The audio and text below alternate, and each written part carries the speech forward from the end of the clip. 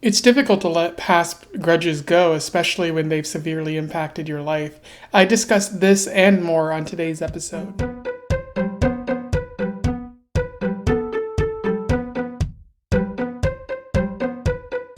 Welcome back to Around the Weird, a booktube channel where I talk about all the unusual and out of the ordinary literature that I have found in my travels.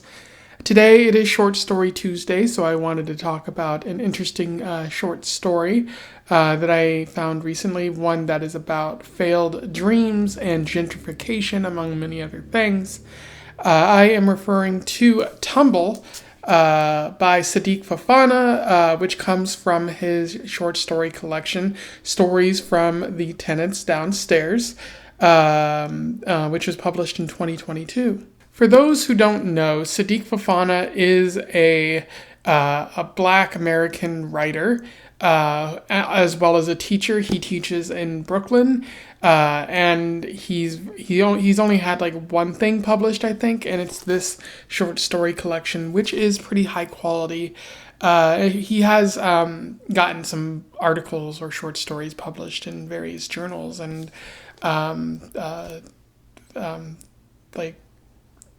like journals and magazines, those sorts of things. But I haven't read any of that. So it might just be more of the same of this, or something like that.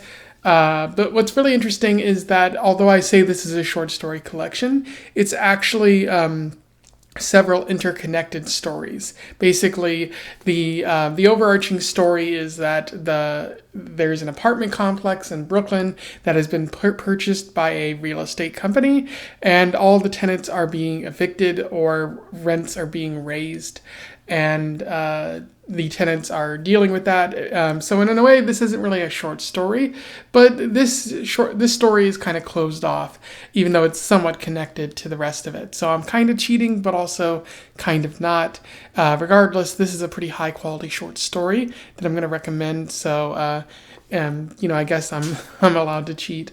I did actually find this in the short story collection from my local library. So if the library is calling it short stories, I think that that counts.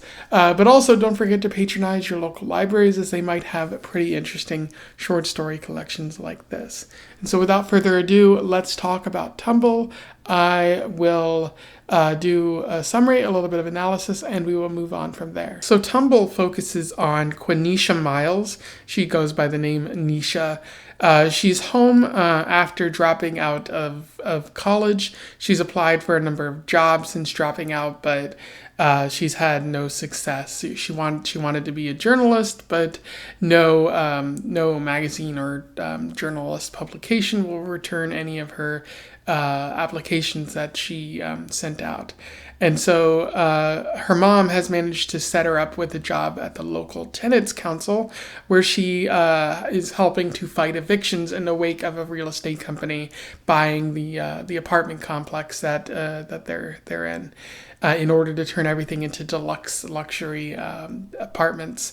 Again, gentrification and whatnot. But Quanneisha is unhappy because one of the names on a list where she has to go around and collect information from tenants in order to give it to a legal company in order for them to fight for the tenants. One of the names on the list is a woman named Kia. And she has a shared past with Quanneisha. When they were both younger, they hung out, although Kia's family was a bit less supportive of Kia than Quanneisha was of her. And so Kia just kind of fell out with Quanneisha over time, even though they started out as pretty good friends. Quanneisha, or Nisha as she likes to call herself, she took to tumbling gymnastics while Kia fell out with a bad crowd, hung out and smoked cigarettes at a young age, stole things, didn't really have a great time. And eventually, Kia had a boyfriend who was interacting with Nisha, and since Quanneisha was going to nationals and doing pretty well for herself, he's like, "Oh, I have a thing for you," and he successfully kissed Quanneisha. This eventually got back to Kia, and they had a little bit of a a fight where Kia and her friends ganged up on Quanneisha and severely injured her, so she wasn't able to make it to nationals. And Quanneisha responded by basically ratting Kia out to the police, and that got her in some pretty heavy trouble. And so at that point, they kind of went their separate ways. Quanneisha was still pretty talented at gymnastics, so she got a scholarship to a college, which meant she got to go to college for free mostly. And she wasn't able to go to nationals during high school, and so that didn't really work out for her. And this kind of affects her mind, and she loses her self-confidence. Eventually, she drops out she drops out of college, and she just goes back home and tries to find a job, which is how she ended up in this current situation. So she's not really eager to meet with Kia, although her boss, Esmeraldine, is like, you have to meet with her. You have to meet with everyone on the list, otherwise, who knows what's going to happen to these tenants. And Quanneisha's mother even yells at Quanneisha, telling her that life has already been hard enough for Kia. It doesn't make sense to hold any grudges against her, and anyone who would hold such grudges, Quanneisha's mom doesn't really want that kind of person in her family, which is a harsh but necessary thing to say to her. Because Kia has been leaving her children at home while she goes to work, child services basically shows up and takes those children away, which affects Kia pretty heavily. And then Quanneisha is celebrating her mother's 50th birthday party. Everyone has brought food and is even inviting random tenants in the building. Kia shows up, but Quanneisha stays to the side as she doesn't want to talk to her. And as the story comes to a close, the party ends, and Quanneisha goes to get on the elevator to get back to her floor. Kia and Quanneisha are on the elevator at the same time, finally interacting, where they both have a moment of realization as Kia remembers Quanneisha. Quanneisha doesn't really say anything apart from the questions that Kia is asking about her mother's birthday. But once Kia gets off the elevator, Quanneisha realizes she didn't press the button on the elevator to get to her floor.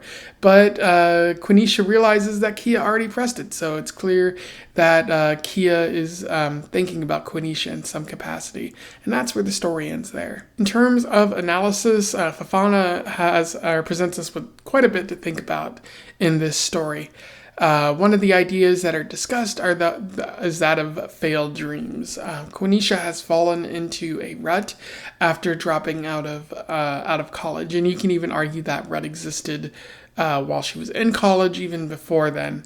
And it goes back to when she was invited to nationals, but she got injured because of the fight with Kia, and so she wasn't able to make it. And she basically cried a bunch and kind of felt like she lost a great opportunity because it could have probably presented her with something even greater down the road. And then she did win that scholarship because she was a pretty talented gymnast, but that ended up not working for her too because she had lost the confidence earlier.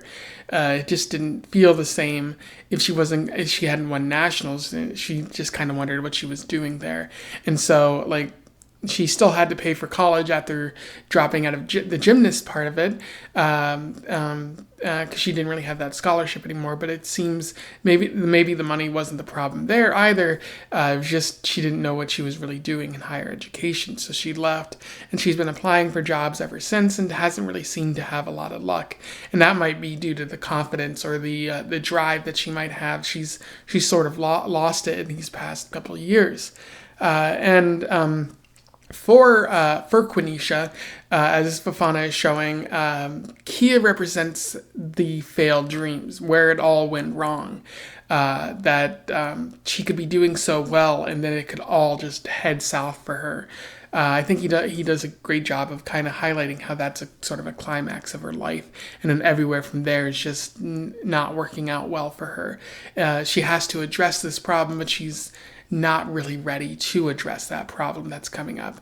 Like she could, like maybe talking with Kia and hashing things out and talking about, like where her life is and also where your life is could maybe fix a few things, but there's that struggle that's preventing that from happening. And speaking of struggle, Fofana is also highlighting the Black struggle, or the minority or lower class struggle in this story. Quanneisha and other tenants are dealing with Brooklyn gentrification. Basically, this real estate company has moved into the area, has begun buying properties and raising rents secretly with an effort to expel the lower class minorities from the area, so that white tenants can move in and start selling their tofu pizzas or whatnot, basically whatever, or like creating their own restaurants in Brooklyn that mimic the minority restaurants but without the authenticity. And one of the many problems of gentrification.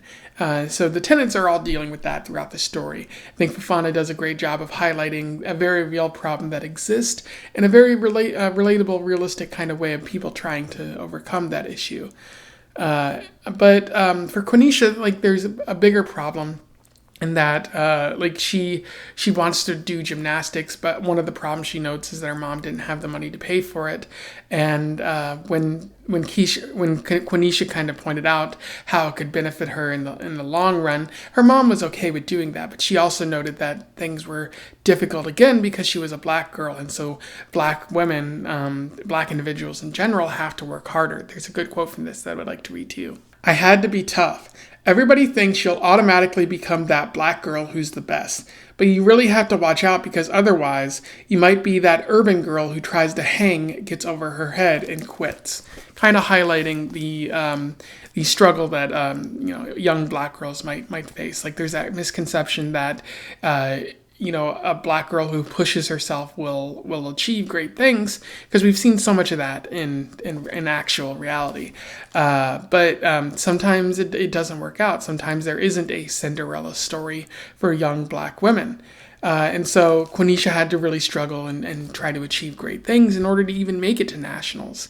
But Kia also seems to be struggling because her family wasn't very supportive, and she fell in with a bad crowd.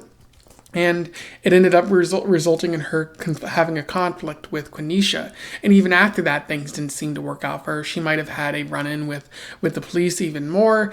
She has children, but there's no father figure in the life there. So kind of another kind of struggle of having to raise kids by herself, and also trying to maintain a job when you don't really have the money for daycare or anything like that. And so Kia is also dealing with child protective services, which has so often been the bane of the Black mother's existence, because everything that Black women do is wrong in the state's eyes.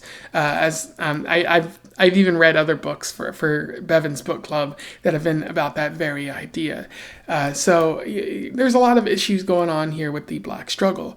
But Fofana, through Esmeraldine, tries to show that petty grievances are nothing compared to the larger struggle. That Quanneisha might have her troubles with Kia, but she needs to overcome those grievances, needs to overcome her hindrances that are preventing her from actually helping Kia, because if she doesn't, then this woman's just going to lose her house in addition to her children. Her whole life is just going to fall into disrepair, and things aren't going to end well for her.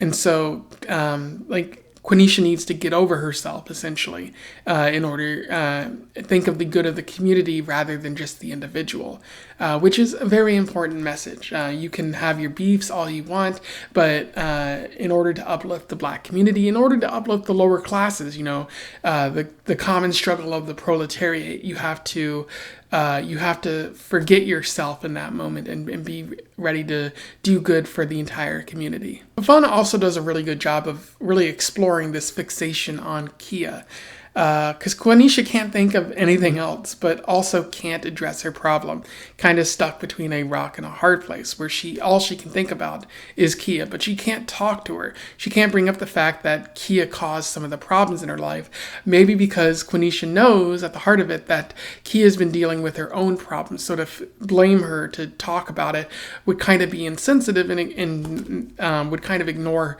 all that Kia's been dealing with throughout her entire existence. And so you see the issues and the youth of the conflict and the struggle, kind of remembering everything that happened when she sees Kia's name on the list.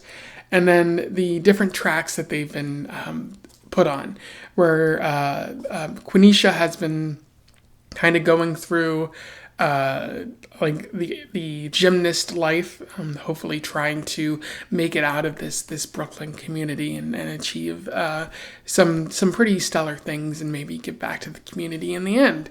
Whereas Kia has not been on that path at all. She's had run-ins with the law, not a good family life, raising kids on her own, not clearly not the convenience or the easiness that maybe Quanneisha has been experiencing.